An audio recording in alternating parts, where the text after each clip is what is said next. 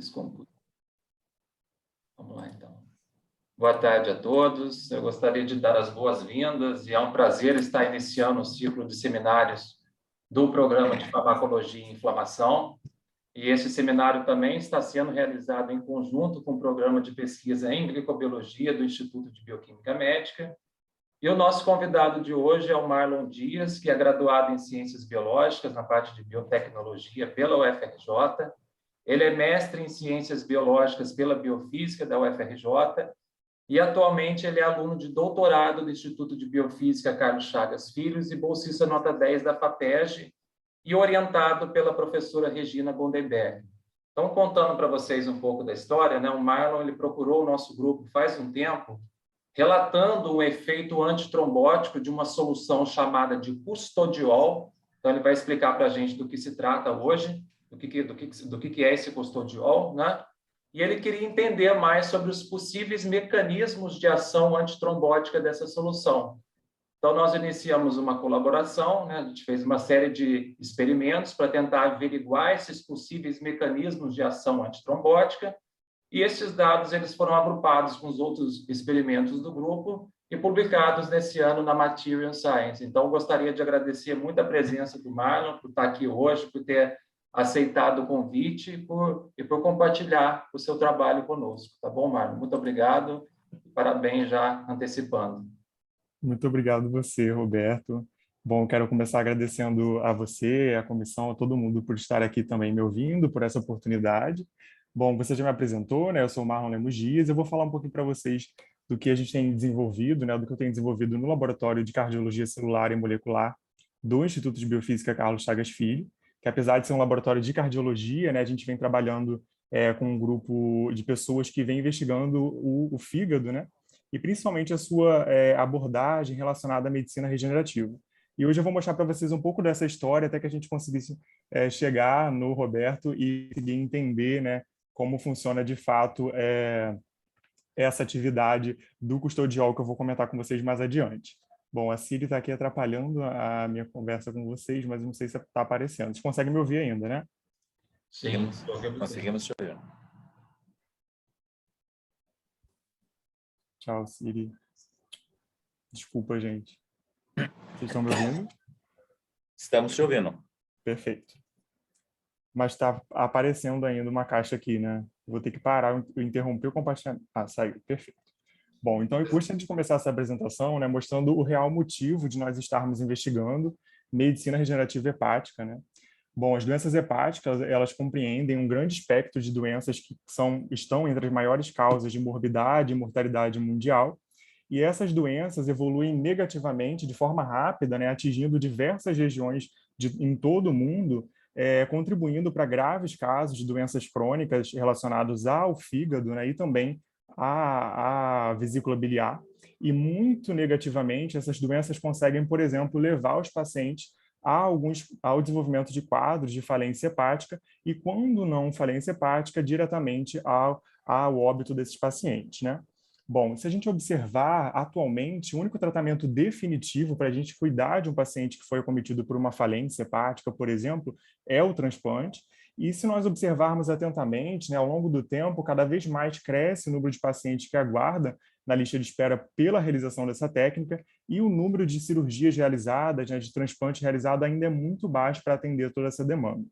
Se a gente se atentar especificamente relacionado ao fígado, né, somente em junho de 2021 existiam mais de 1.000 pacientes aguardando na lista de espera por um transplante hepático. Então, isso mostra quão grave é essa situação.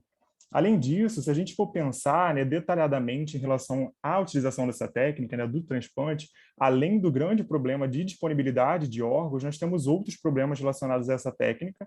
Dentre eles, né, a gente pode descartar, por exemplo, viabilidade do enxerto, o grande potencial de imunorrejeição causado, né, pós-transplante, o aparecimento, por exemplo, de infecções que levam, por exemplo, a uma diminuição da sobrevida desses pacientes, além da necessidade, né, da utilização de imunossupressores para o resto da sua vida. Frente a esse cenário, a gente precisa buscar soluções, e é isso que a gente tem tentado desenvolver no Laboratório de Cardiologia Celular e Molecular, assim como outros grupos também ao redor do mundo. Então, atualmente, existem duas principais terapias para cuidar desse tipo de paciente, né? Ainda na ciência básica, objetivando os ensaios clínicos, por exemplo. Uma delas envolve rapidamente a utilização de células hepáticas ou ainda células-tronco modificadas para que a gente possa induzir reparo ou regeneração tecidual. E uma outra grande estratégia está voltada, né, para estudar o órgão, ou seja, a matriz extracelular desse órgão como um todo, entender como ele funciona e como a gente pode tentar reparar utilizando esse arcabouço. E aqui na UFRJ, uma das formas que nós utilizamos para trabalhar diretamente com o órgão é a partir de uma técnica chamada de descelularização. Então, a descelularização ela é um processo, né, que consiste de remoção de todo o conteúdo celular de um órgão, de um tecido, e depois que essas células saem, né, de todo esse parênquima desse órgão ou tecido, a gente obtém uma matriz extracelular descelularizada que recebe o nome, então, nesse momento, de arcabouço acelular. Então, em relação ao fígado, nós chamamos esse arcabouço proveniente do processo de remoção celular de arcabouço hepático acelular.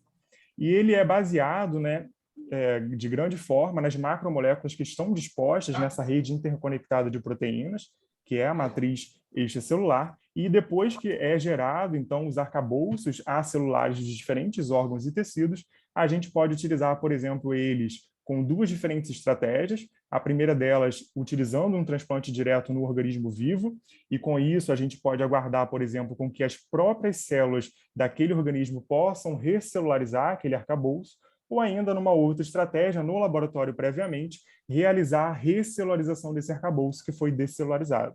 Quando a gente pensa nesse processo, por exemplo, é muito interessante também associar a possibilidade do desenvolvimento de uma medicina individualizada, né? Então, a gente pode pensar em gerar um órgão específico para um tipo de paciente com as células do próprio paciente, por exemplo. Então, depois que essas células são introduzidas novamente nesse arcabouço, esse arcabouço pode ser, então, transplantado num paciente receptor no futuro. Mas no que se baseia, né, o potencial de utilização desses arcabouços? Como eu já mencionei anteriormente, a gente evidencia que eles são baseados na matriz extracelular, e ao contrário do que se pensava na antiguidade, né, a matriz extracelular agora ela é compreendida como uma entidade biológica essencialmente importante para diversos eventos, sejam eles celulares ou extracelulares, né? Então, essa matriz, essa rede intrincada de proteínas formando, né, conexões com diversas outras macromoléculas, constitui um ambiente muito importante. Então, uma vez que é gerado a matriz extracelular, ou seja, esse arcabouço, né, a gente tem a geração de um arcabouço natural, que ele é semelhante àquela estrutura que veio do órgão que a originou, por exemplo. E, além disso, a gente tem uma grande vantagem ao nosso favor de utilização desse tipo de arcabouço na descelularização, uma vez que eles não são imunogênicos, então não tem a capacidade de despertar resposta imunológica, e é muito importante, guarda essa informação. Além disso, a gente observa que, após a descelularização, esse arcabouço ele mantém também uma vasculatura tridimensional importantíssima para sua utilização, que é baseada na estrutura do órgão nativo. E, além disso, essa vasculatura também compartilha espaço, né, com componentes acelulares essenciais que não são removidos durante o processo de descelularização e que mantém esse arcabouço funcionalmente, né? Além disso, em conjunto, todos esses atributos fornecem um ambiente propício, por exemplo, a etapas posteriores, como a recelularização, para auxiliar no processo de repovoamento desse arcabouço. Com isso, né, essas características dos arcabouços pós-descelularização nos permite utilizá-los, né, principalmente para eliminar os 3 grandes problemas que envolvem a realização de um transplante, como eu já mencionei no início dessa apresentação, tais como a disponibilidade de órgãos, o grande potencial de imunorrejeição e também a necessidade de realização de imunossupressão pós-cirurgia. Então, a gente tem uma solução de bioengenharia, né, aplicada à medicina regenerativa nesse contexto. E o que a gente tem feito no Laboratório de Cardiologia Celular e Molecular aqui da UFRJ, né? Então, como a gente consegue produzir arcabouços acelulares? Então, isso aqui é um processo que eu trouxe para elucidar para vocês, do processo de descelularização do fígado de rato, né? Então, a gente inicia todos os nossos estudos focados nos animais de pequeno porte, e eu vou mostrar para vocês um pouco mais para frente o que a gente tem avançado também em animais de grande porte. Então, nós temos um procedimento cirúrgico básico que consiste na remoção do fígado de animais doadores, né? E nesse contexto a gente consegue manter, né, preservar vasos importantes do fígado, como a veia porta, que é por onde entram cerca de 70% do conteúdo sanguíneo desse órgão, além de canular, né, de preservar também a vasculatura da veia cava inferior. Então, aqui a gente pode observar o fígado de rato pós-processo de remoção cirúrgica, no qual a gente tem tanto a veia porta quanto a veia cava inferior preservadas. Então, depois do processo cirúrgico de retirada desse enxerto, esse enxerto é colocado, então, numa cuba de descelularização para iniciar o processo. Como é esse processo? Então, aqui nesse vídeo, eu trouxe para mostrar para vocês exatamente o início do processo de descelularização, no qual a gente perfunde água via veia porta, e se a gente observar no vídeo, né, a água entra por todo o parênquima hepático, se distribuindo por toda a sua vasculatura, e rapidamente o conteúdo sanguíneo inicial desse órgão é eliminado pela veia cava inferior. Esse processo de perfusão se dá via veia porta, num fluxo de 3 ml por minuto, e ele ocorre de maneira contínua, né? Então, após a perfusão de água, nós realizamos a perfusão de 2 detergentes químicos essenciais nesse processo, que vão, de fato, realizar o processo de remoção celular. Então, romper membrana plasmática, eliminar as conexões entre as células e também eliminá-las das conexões com a matriz extracelular. Então, durante 2 horas, esse enxerto é perfundido com o Triton X100. Em seguida, nós realizamos a perfusão cerca de 18 horas com o segundo detergente desse processo, que é conhecido como o SDS, né? O sódio do sulfato de sódio, na verdade.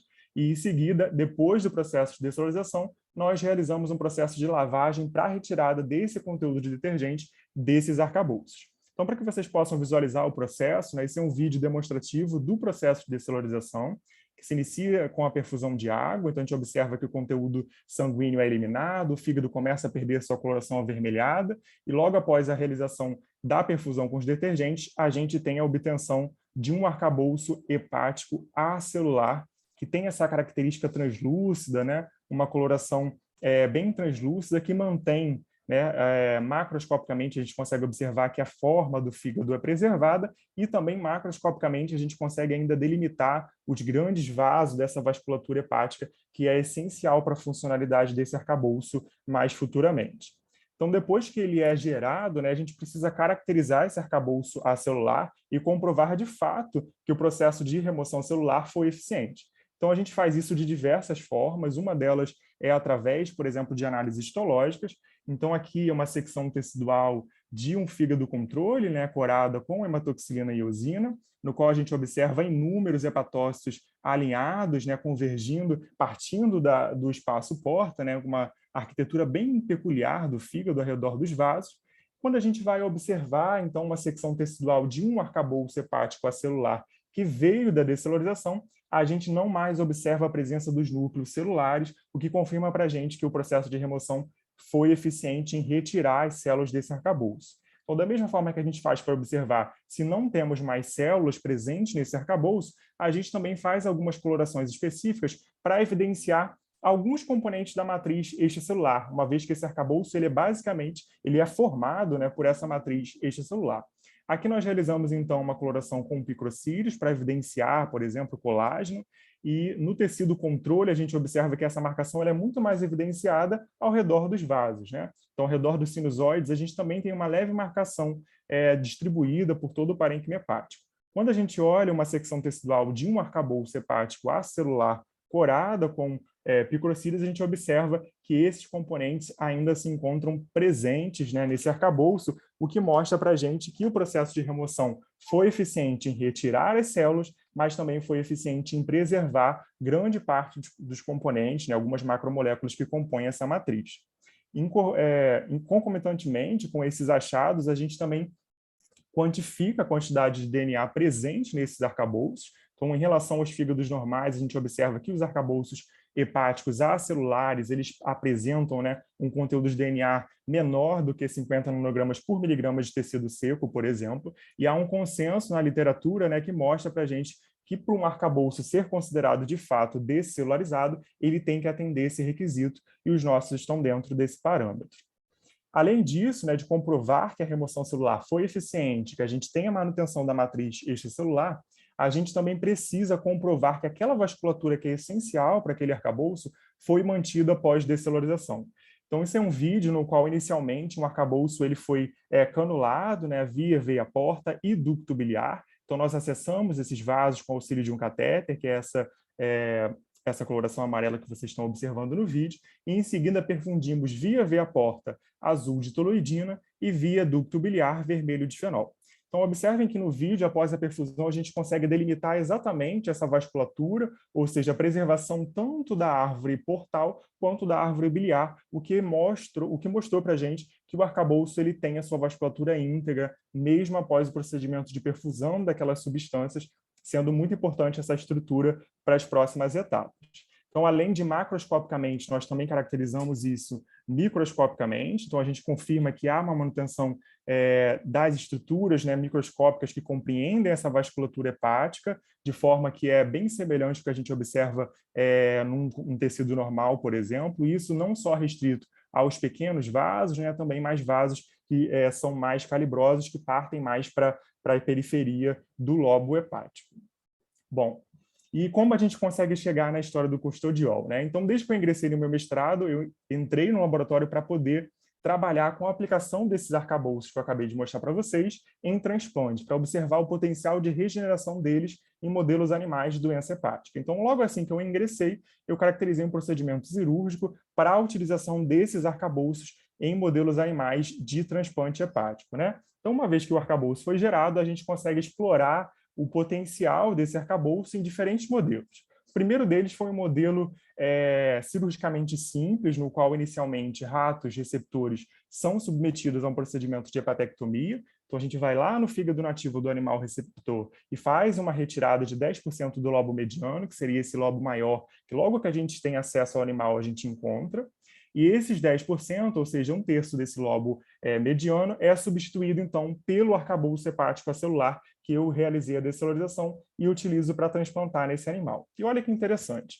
A gente observou, isso aqui é uma imagem 3 dias depois do processo de transplante, que o arcabouço, né, a gente conseguiu delimitar exatamente a região entre o arcabouço e o fígado nativo, ele já apresentava uma coloração diferente, o que simbolizava para a gente que, de repente, já estava havendo um processo de integração tecidual e que alguma coisa estava acontecendo com aquele arcabouço.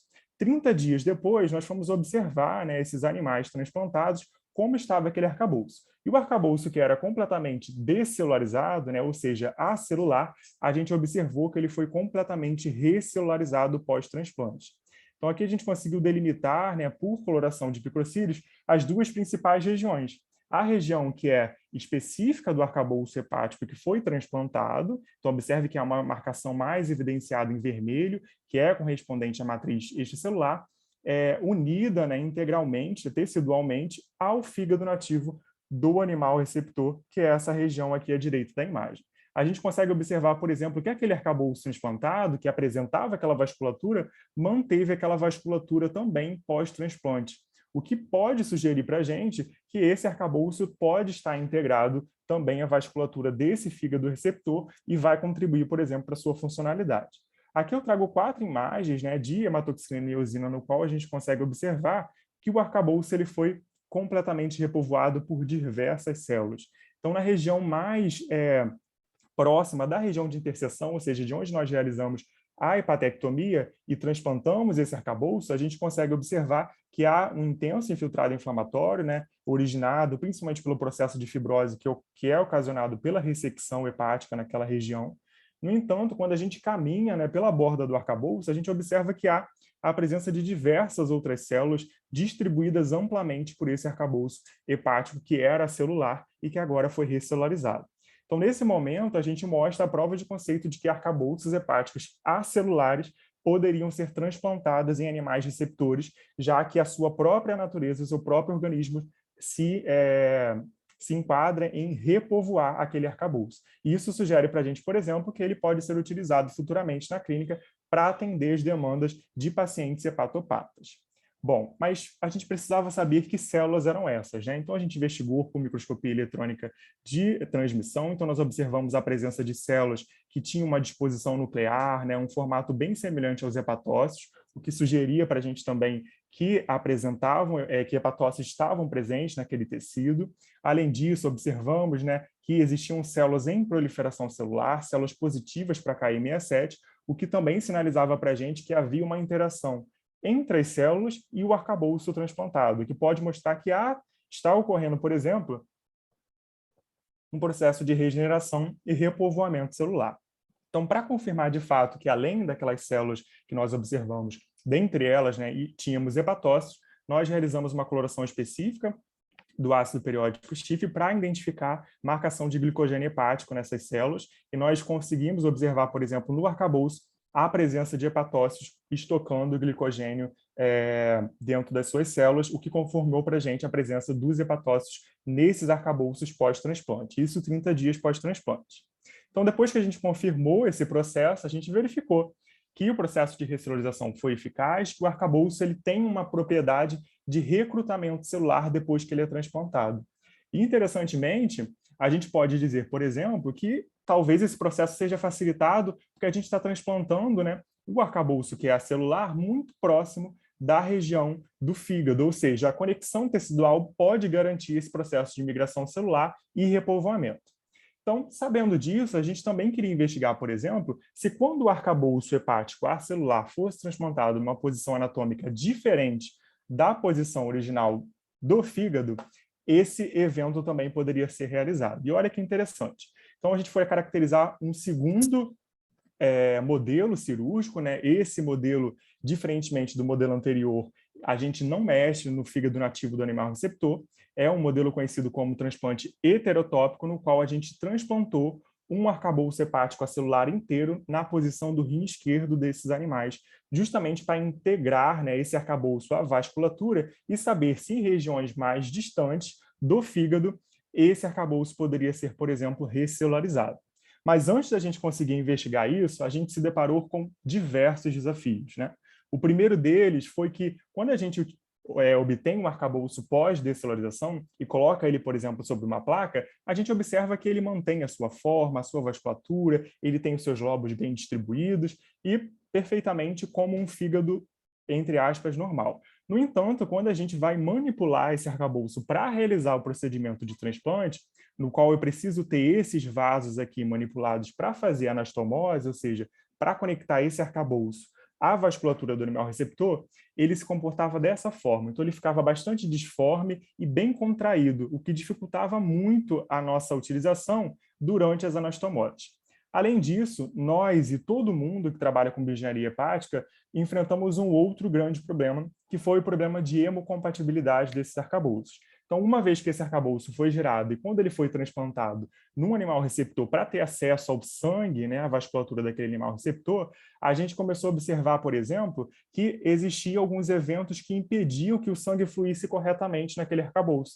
E ele não era completamente perfundido e ficava uma característica, né, bastante contraída que estava longe de ser, de fato, um fígado, né, ou comportar esse sangue, porque a gente observava que havia diversos coágulos formados nesse arcabouço quando a vasculatura era liberada e o sangue preenchia esse arcabouço.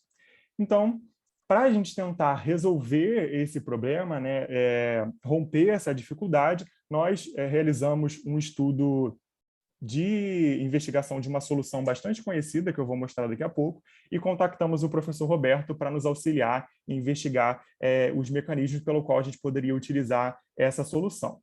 E aí a gente publica, né, esse ano esse trabalho que abriu uma fronteira na bioengenharia em relação à utilização dos arcabouços hepáticos acelulares, né?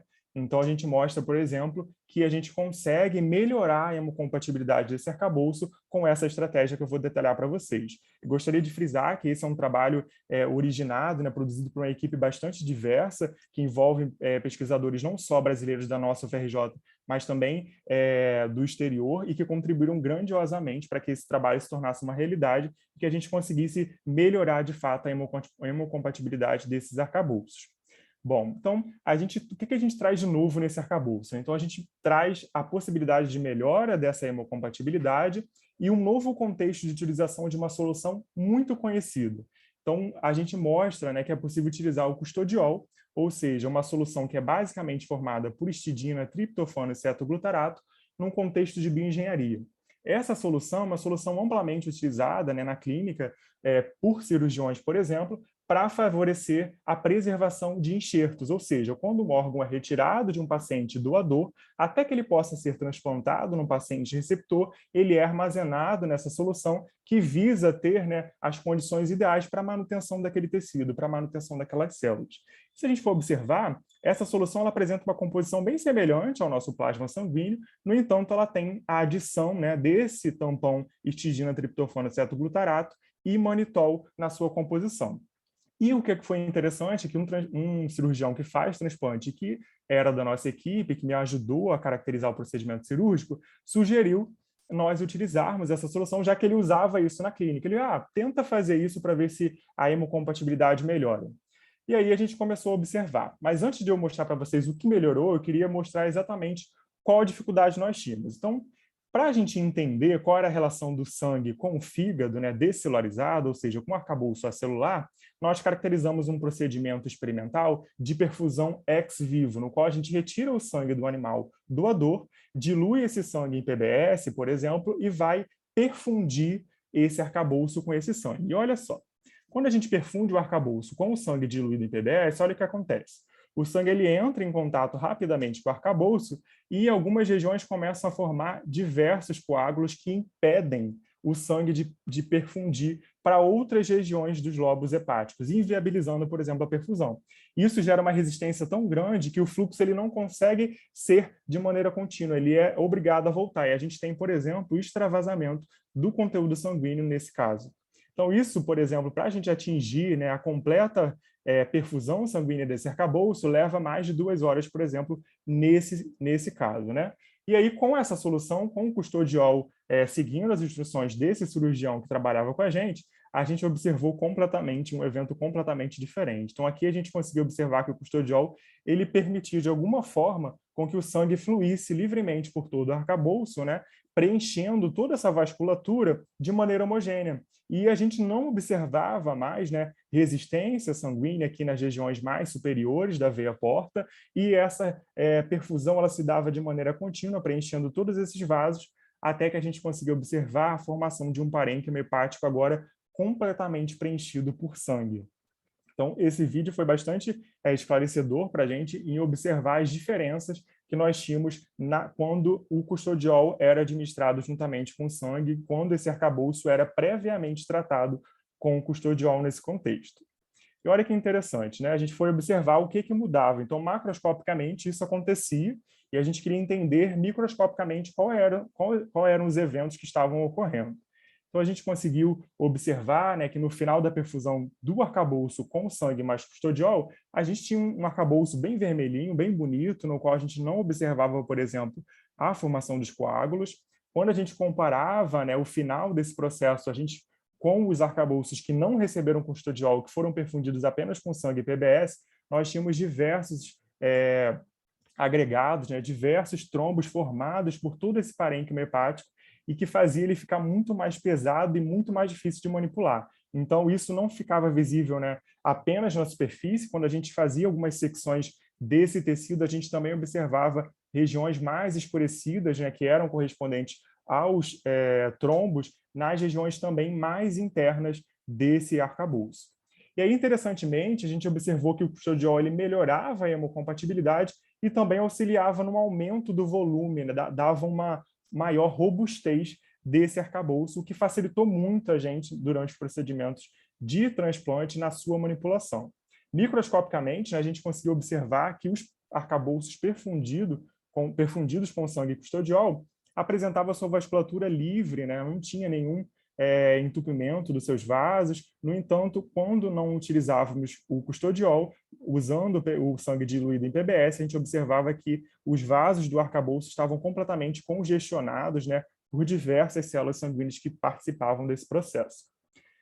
E a gente precisava ainda, depois de verificar, né, como estava acontecendo também macroscopicamente e microscopicamente, investigar de fato os aspectos por trás da ação do custodiol, né? Então foi por isso que eu procurei o professor Roberto e a Juliana e a professora Ana também para nos auxiliar a entender o que estava acontecendo.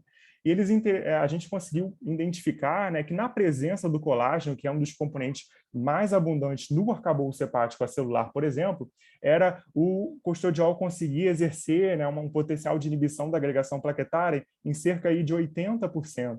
E isso estava correspondente com o que a gente estava vendo, por exemplo, lá com os nossos achados macroscópicos. E aí a gente conseguiu acender e olhar que, nesse sentido, o custodiol poderia auxiliar no processo de inibição da agregação plaquetária e a gente não conseguia mais, a gente não observava nenhum evento de coagulação quando o sangue entrava em contato com aquele arcabouço hepático acelular. Interessantemente, né, para corroborar com esses dados, quando a gente foi analisar microscopicamente, né, a gente observava exatamente isso, que na presença do custodiol, o arcabouço ele ficava livre, né? Parecia que o arcabouço era preenchido por essa solução e a gente não observava agregados eritrocitários ou plaquetários dispostos por todo esse parênquima. Quando na ausência do custodiol, né, no caso do sangue diluído no PBS, a gente conseguiu observar basicamente apenas agregados celulares, no qual a gente não conseguia basicamente identificar os componentes dessa matriz, porque essas células estavam todas muito empacotadas, né, por conta dos eventos de agregação plaquetária e eritrocitária nesse contexto. Além disso, né, esses experimentos foram essenciais para mostrar o que estava acontecendo de fato, quais possíveis mecanismos o custodiol poderia ter no nosso modelo. Nós também utilizamos, né, análise de proteômica para identificar o que mudava na presença e na ausência do custodiol. Então, nós identificamos, né, mais de 760 proteínas nesse contexto, proteínas que foram encontradas especificamente apenas, às vezes, no controle, e que também proteínas que eram identificadas especificamente em amostras, né, provenientes da perfusão com custodiol. E nós atentamente observamos que grande parte das encontradas no controle eram proteínas envolvidas com agregação plaquetária, e, por outro lado, no custodiol a gente observava que existiam proteínas que faziam o evento contrário, né, que inibiam o potencial de agregação plaquetária, corroborando com os achados que nós já tínhamos observados lá com o professor Roberto e com a Juliana. Além disso, né, em diferentes protocolos, nós conseguimos acessar a fração dessas proteínas e identificamos, de fato, que existia, né, uma diferença no conteúdo proteico que nós estávamos acessando, o que mostrou para a gente que poderiam ser, por exemplo, alvos específicos que estavam presentes, né, que eram mediados via resposta do custodiol e que não aconteciam lá quando a gente não tinha essa solução. E isso acendeu, né, a possibilidade para que nós olhássemos para diversos alvos, né? A gente não conseguiu explorar cada um deles, mas a gente aponta no paper justamente as possibilidades que cada uma dessas proteínas podem sinalizar para a gente em relação, né, à inibição da coagulação, da ativação plaquetária, ou ainda dos eventos de adesão celular e interação entre as células e a matriz extracelular. Porque justamente, né, a gente encontrou diversas proteínas da matriz extracelular, como vocês já podem imaginar, né? Esse arcabouço ele é basicamente matriz extracelular, mas nós conseguimos acessar também a fração sanguínea e entender qual era a relação desse arcabouço com a fração sanguínea na presença e na ausência do custodiol. Além disso, né, depois de verificar esse possível mecanismo, né, e dos possíveis alvos de ação do custodiol, a gente precisava mostrar que o custodiol ele poderia ser utilizado como uma ferramenta para melhorar a hemocompatibilidade, mas que, por exemplo, ele não poderia atrapalhar em outros eventos, né, em outras etapas de utilização desses arcabouços. Então, como eu mencionei anteriormente, no início da minha apresentação, eles podem ser utilizados para recelularização, e a gente utilizou, então, um experimento para mostrar que o custodiol ele era citocompatível, né, que ele não poderia, por exemplo, prejudicar a recelularização daquele arcabouço.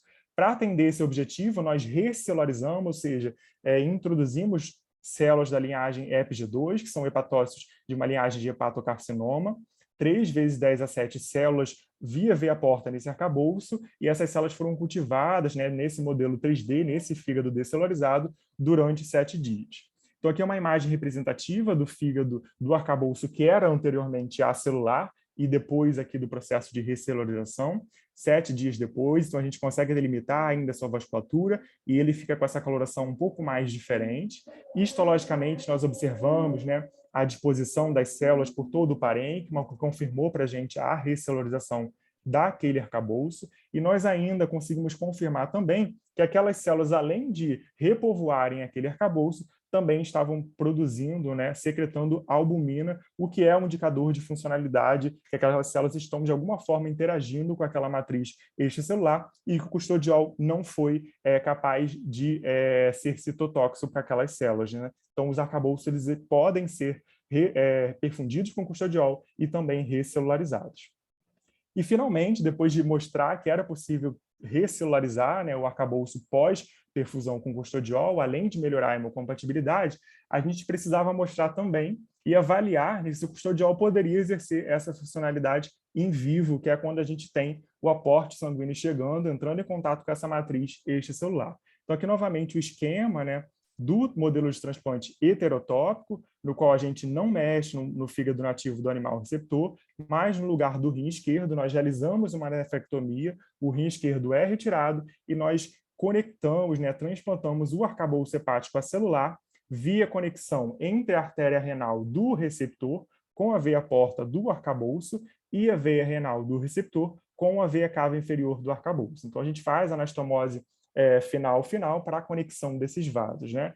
Isso aqui é uma imagem representativa, no aumento de 10 vezes, dos vasos nos quais a gente precisa acessar. Então, vocês já devem imaginar, esse é um procedimento cirúrgico complexo demais de ser realizado, bastante dificultoso, que a gente precisa de auxílio de uma lupa, né, e de uma mão bem treinada para a realização dessas cirurgias, aqui estando a artéria renal e a veia renal, que são os vasos, né, dos animais receptores que são canulados e acessados para que a gente possa transplantar esses arcabouços.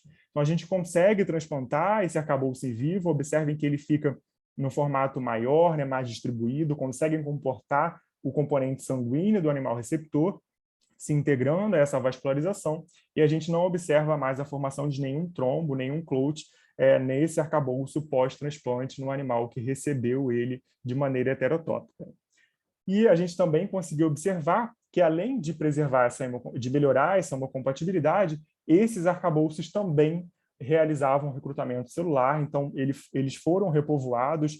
Isso aqui são imagens 2 horas pós-transplante, então a gente queria muito entender que células chegavam nesse arcabouço inicialmente, se alguma célula chegava. Isso também era um indicativo de que existia uma fluidez sanguínea que ia possibilitar, por exemplo, a entrada dessas células nesse arcabouço. E a gente consegue observar que todo o parênquima, né, foi preenchido por células. Agora a gente já sabe, nesse momento a gente não sabia que células eram essas, mas agora já adianta, a gente já sabe, são células do sistema imunológico, inicialmente, que chegam nesse arcabouço, e células que estão lá proliferando, que contribuem, por exemplo, para a regeneração tecidual e podem também ativar, né, por meio de diversos eventos específicos, a migração de outras células.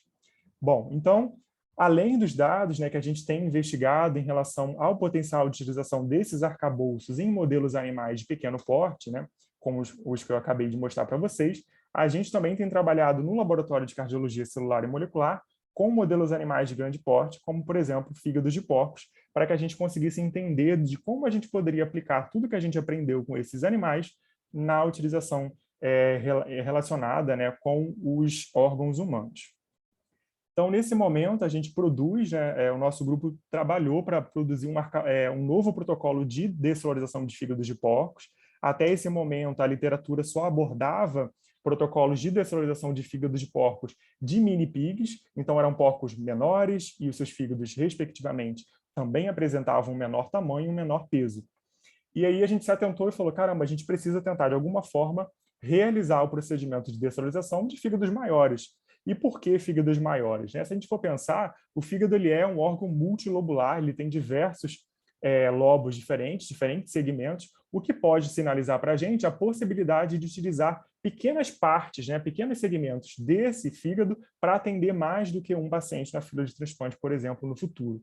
Então, a gente olhou para esse caminho e, nesse contexto, a gente consegue um protocolo eficiente em 3 dias de descelularização de fígado de porco contendo 1 quilo e até aproximadamente 1,5 kg, por exemplo, né? Então, essa aqui é uma imagem representativa do fígado de porco antes do procedimento de descelularização, durante e após a retirada de todas as suas células, né, quando a gente já tem o arcabouço hepático acelular proveniente dos fígados de porcos. Então, da mesma forma que a gente realiza, né, a análise da vasculatura dos fígados de rato, a gente também analisa, né, por meio de experimentos de hemodinâmica, nesse contexto, a preservação da vasculatura dos fígados de porcos também. Então, a gente conseguiu observar que, em relação à vasculatura portal, a mesma se encontrava íntegra, né, após a descelularização, o que mostra para a gente que a gente pode utilizar esse arcabouço, por exemplo, para recellularizar e para fazer diferentes secções cirúrgicas, né, produzindo diferentes segmentos para atender mais do que um paciente na fila de transplante, por exemplo.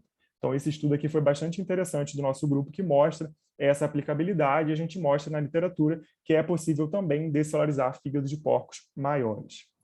Além disso, né, a gente avançou mais recentemente, isso aqui é são dados que eu mostrarei de forma mais embrionária, em relação à aplicação da bioengenharia focada nos órgãos humanos, né, em fígados descartados.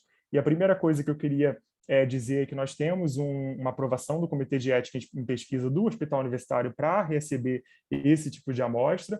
E esse projeto ele vem, né, ele nasce com uma colaboração com o Programa Estadual de Transplante, que a gente conseguiu realizar, e os órgãos que são descartados por inúmeros motivos, né, eu queria ressaltar por quê, como, por exemplo, resistência ao fluxo sanguíneo, esteatose avançada, o tempo de isquemia, ou seja, o tempo que o enxerto fica até que ele possa ser transplantado, se ele veio de um paciente mais idoso, a quantidade de sódio encontrado naquele tecido, ou seja, diferentes condições favorecem, por exemplo, com que o órgão não esteja completamente apto a ser transplantado. E muitas das vezes, quando eles atingem uma ou até mais do que uma dessas condições, eles são descartados. Então, a gente passou a ser o descarte, né? Então a gente acabou recebendo os fígados que não poderiam ser transplantados num paciente receptor, por exemplo, para realizar os experimentos de bioengenharia, tentando, né, entender como é esse arcabouço depois que ele é descartado, por exemplo. E aí o que a gente já conseguiu fazer, isso aqui é de uma maneira embrionária, só quero mostrar para vocês a possibilidade que nós temos, é justamente trabalhar com diversas doenças hepáticas, dentre elas a amiloidose hepática. Isso aqui foi um fígado amiloidótico que não poderia ser transplantado, que nós recebemos. Então, nós realizamos e produzimos um novo protocolo de descelularização, no qual a gente conseguiu remover, né, grande parte do conteúdo celular. Então, diferentemente do que a gente observa no fígado de rato e no fígado de porco, a matriz extracelular de fígados que tem alguma patologia, ela é um pouco diferente. Então, não só a coloração, mas o tamanho, o volume dessa matriz é diferente. Então, a gente observa que ela é muito mais rígida, né? E ela tem uma coloração um pouco mais escurecida. Se tiver, por exemplo, relação com uma idade mais avançada, isso ainda é mais observado. Então, em relação à comprovação do nosso protocolo, a gente observa que, em relação ao inicial, né, a gente conseguiu remover todas as células daquele arcabouço, o que mostra para a gente que o protocolo foi eficiente em promover remoção celular. Então, em relação ao peso, né, os fígados amiloidóticos são bastante pesados. Esse, por exemplo, tinha mais de 2 quilos, e a gente conseguiu reduzir significativamente o peso desse tecido, né? E da mesma forma que nós realizamos para o fígado de porco e para o fígado de rato, nós também quantificamos a quantidade de DNA e comprovamos que o processo de remoção foi eficiente em remover as células daquele tecido. Então, isso mostra para a gente o potencial de utilização de órgãos que seriam descartados na tentativa de recelularização desses órgãos, né, de regeneração desses órgãos, para a utilização na medicina regenerativa. Então, isso aqui é um dado bastante embrionário, mas que eu gostei de trazer, fiz questão de trazer para mostrar a possibilidade que a gente tem em tentar resolver aqueles problemas que eu mencionei no início da apresentação. E eu queria deixar como conclusão, né, o porquê, os principais achados que nós tivemos. A gente tem muito mais dado do que isso, mas não tinha tempo para poder falar.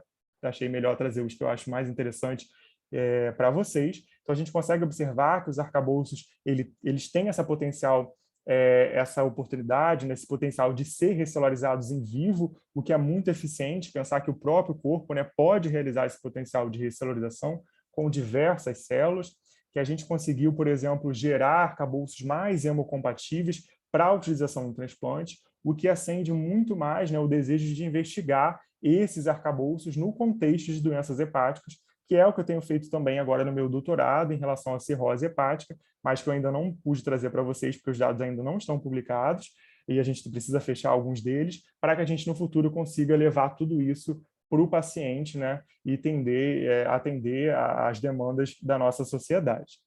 Bom, eu gostaria de agradecer a vocês por essa oportunidade de estar aqui trazendo um pouco do que a gente tem desenvolvido aqui na UFRJ.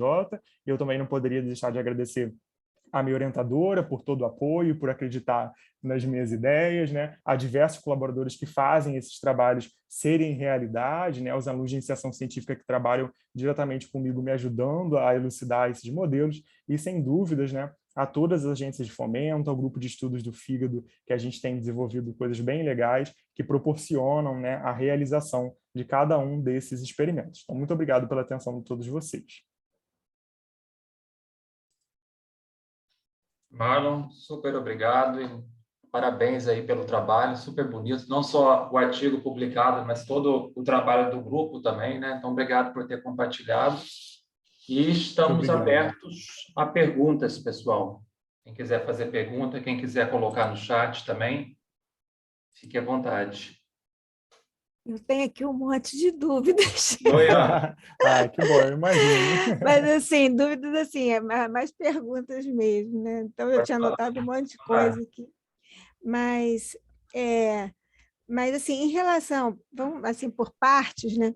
Mas em relação, por exemplo, ao custodiol, quando você fez aquela proteômica, né, pelo que eu entendi, o que tinha no controle, mas assim, eu não, essa proteômica, como é que ela funciona? Assim, das proteínas que estão sendo expressas naquele momento, isso é que eu não entendi direito, porque no custodiol você não tem proteína, você tem lá os aminoácidos, né? A histidina é o principal agente osmótico da solução, né? Você quase não tem só. E aí você fala que acende proteínas, né? Acho que tinha 29 que eram específicas lá com o custodiol. Quanto tempo depois que a gente vê isso? Eu também tinha essa dúvida, Ana. Se prepara, como que é esse experimento, né? Isso que eu fiquei pensando, como é que ele vê essa proteômica? É porque a gente não tem a familiaridade com a técnica, então como é que é feita essa proteômica, né?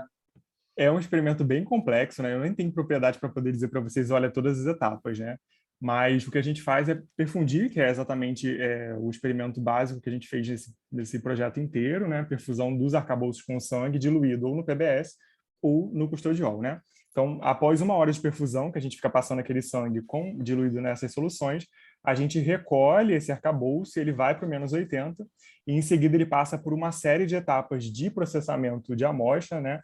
Para fazer a solubilização dessas proteínas. Então, a gente passa a ter acesso a todos os constituintes daquela matriz extracelular, aos constituintes sanguíneos que estavam relacionados à perfusão sanguínea também, e a gente vai tendo diferentes frações e a gente coloca isso numa cromatografia, no espectrômetro de massa, para observar quais seriam aquelas proteínas identificadas, né? Então, aqui eu estou resumindo um processo que é muito complexo, né? Isso é parte de um trabalho de iniciação científica também do laboratório de caracterização de um protocolo para estudar a matriz, né, a proteômica de matriz, que não é uma coisa fácil, porque tem muita proteína, então a gente tem que saber exatamente o que a gente está identificando e depois de um processamento bem interessante, né, de várias etapas, mesmo a gente vai tendo acesso a essas proteínas e vai identificando elas com análise de bioinformática, né, em comparação ao que já tem na literatura e se a gente consegue identificar uma coisa que não estava mostrada ainda, por exemplo, também, né? Pelo que eu entendi, o custodiol ele está agindo, quer dizer, ele consegue perfundir melhor, né, o tecido em função da inibição da agregação plaquetária, é isso, né? Exato. E eu, assim, e quando você faz essa perfusão com PBS, né, você tem uma rápida coagulação. E o custodiol não. Então, por isso que eu estou perguntando esse tempo, né? Assim, em termos assim, as proteínas, assim, qual seria a logística, né, dessa atuação, nessa inibição da agregação plaquetária em função dessa proteômica que eu acho que, para mim, levaria algum tempo para acontecer essa modificação. E ela é muito aguda, porque você consegue passar rapidinho né, perfundir aquele tecido, né? Não, isso aí é uma coisa mais de... Eu estava querendo entender assim, a dinâmica, né, desse acontecimento, né? Mas acho que e assim, associar isso aí à proteômica, que está sendo... É isso que eu fiquei pensando em termos de tempo, em uma coisa assim, em termos de até você, né, expressar aquilo ali, leva um tempo. né? É por Sim, isso que eu sim. estava pensando. Mas olha só, quando a Essa gente ideia. conecta esse arcabouço à vasculatura do animal receptor, é instantâneo. Então, é muito rápida a coagulação. E aí inviabiliza tudo, o sangue já não chega mais. E aí o que a gente fez, tentou fazer em 1 hora, foi justamente para falar, vou ficar passando para coagular e ter acesso, né, a um espectro maior, né, de análise, para não fazer uma coisa só restrita. Porque, por exemplo, a nossa análise em vivo, ela mostrou para a gente exatamente isso que você está falando em relação ao tempo, né?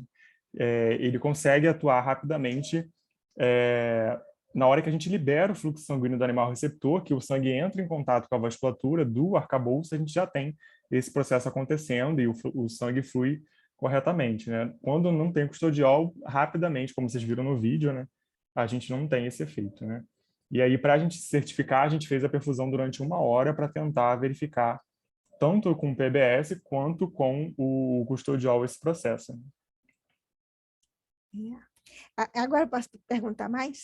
Claro, com certeza. A minha dúvida é o seguinte: aquele arcabouço que você, quando você consegue, né, Recelularizar, é bem recellularizar difícil falar, o né? arcabouço, e você mantém isso em cultura, né? Isso. E como é que você mantém? Porque, assim, você perfunde alguma coisa, porque aquilo ali é um tecido, né? Como é que é essa manutenção desse arcabouço em cultura? É Sim, uma dúvida, sim. mas é A mais para entender. gente montou um bioreator, né, de cultivo tridimensional, no qual a gente tem... É como se fosse uma... Como é que eu diria? Uma cuba, né, grande, no qual o arcabouço, o fígado é introduzido, ele fica conectado a uma cânula, e a gente tem regiões de entrada e regiões de saída, Ah, tá. associada a uma bomba de perfusão, e a gente perfunde meio de cultivo contendo as células o tempo inteiro durante 7 dias. Então, a gente troca o meio de um dia para o outro, né, a cada 24 horas, coleta frações desse meio para identificar, por exemplo, a albumina, né? Então, esse arcabouço ele é colocado dentro de um Deixa. bioreator, no qual a gente tem um ambiente tridimensional e ele fica imerso no meio de É, cultivo e é perfundido durante todo o estou tempo, pensando né, de mais assim maneira em termos de contínua. abastecimento de oxigênio, né, essas É, coisas todas, né? e Bom, tudo dentro da estufa, né, com é, todas as condições ideais. é. E outra coisa, outra pergunta era em relação ao fígado ectópico. Você consegue Aham. manter por quanto tempo no animal? E o que acontece com esse fígado? Por exemplo, ele não vai ter a função de excreção assim, mais a parte biliar, né? Porque não tem Uhum. para onde sair. O que acontece? Exato, exato, exatamente. Se ele consegue ser um fígado, você não chegou a esse ponto, né? Olha, a gente já investigou por 30 dias, né? Então, em 30 dias eu tenho ducto biliar formado, eu tenho hepatócito no lugar onde tem que estar, eu tenho diversas células repovoando. A gente ainda não conseguiu avaliar mais do que 30 dias, por exemplo, né? Então, os animais cirróticos, que é o modelo que eu utilizo para investigar exatamente esse potencial, a gente observa que o arcabouço, quando transplantado, ele auxilia na renovação dos parâmetros bioquímicos dos animais, por exemplo. Então, melhora a ALT, melhora a albumina, melhora a AST, mas no heterotópico a gente não consegue ter uma avaliação pós-cirúrgica muito grande, né? Então, o máximo de tempo que eu consegui avaliar foram 26 horas. Por conta da complexidade cirúrgica, né, os animais têm uma sobrevida baixa e a gente não consegue, por exemplo, favorecer essa sobrevida muito tempo depois da cirurgia. Mas no ortotópico parcial, modelo ectópico, a gente consegue fazer por muito mais tempo, né?